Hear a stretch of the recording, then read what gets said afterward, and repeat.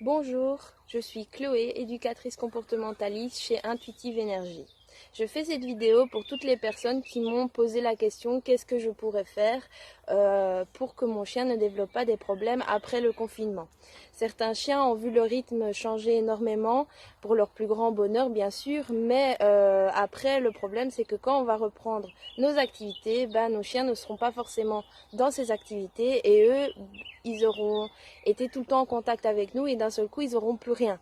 Donc ils peuvent développer du stress, de l'anxiété qu'ils n'avaient pas forcément avant. Mon premier conseil, ce serait l'attention à la demande. Ne commencez pas à lui donner toute votre attention à votre chien.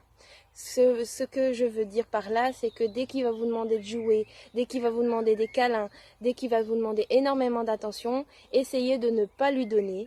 Et quand il sera occupé à autre chose, à ce moment-là, donnez-lui cette attention que vous-même vous vouliez peut-être lui donner. Pourquoi ?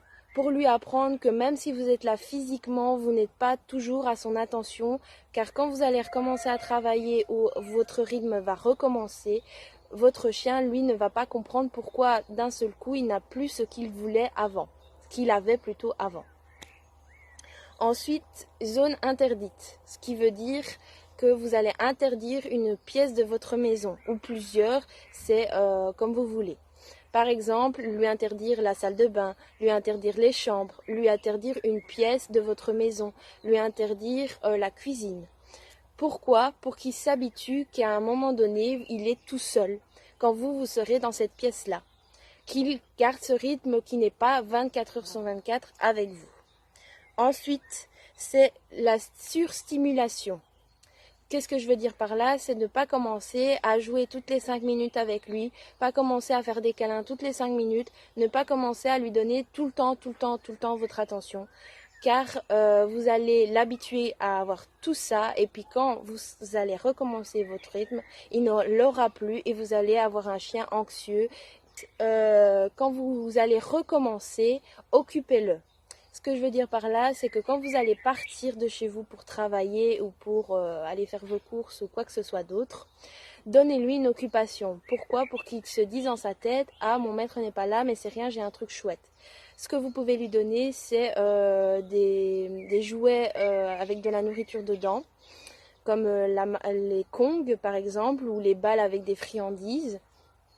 Vous pouvez lui donner aussi des oreilles de cochon, des oreilles de bœuf, des sabots de veau, des pattes de poulet, les bois de serre, pour qu'il s'apaise dessus. Pourquoi ? Parce que les chiens, quand ils mastiquent, ils s'apaisent énormément, ça les aide vraiment à s'occuper, à réfléchir et à s'apaiser. Donc il aura un peu moins de stress et un peu moins d'anxiété. Ensuite, casser les rituels. Ce que je veux dire, c'est que ne commencez pas que dès que vous voyez votre chien, vous l'excitez, ou par exemple vous êtes parti dormir, vous revenez et vous voyez votre chien et vous commencez à l'exciter, tout ça. Pourquoi ? Parce que quand vous allez recommencer à travailler, vous allez faire 8 heures, 10 heures, 12 heures et vous allez être fatigué en rentrant. Mais votre chien se sera habitué à s'exciter quand il vous voit. Du coup, vous n'aurez pas envie. Vous aurez envie d'un chien calme en rentrant chez vous. Donc, commencez à avoir ce rituel-là que quand vous voyez votre chien, essayez d'être calme pour que votre chien s'habitue à être calme aussi.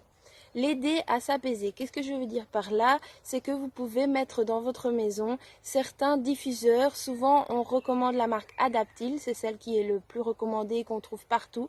Ce n'est pas des médicaments. Donc, il n'y a pas d'effet secondaire.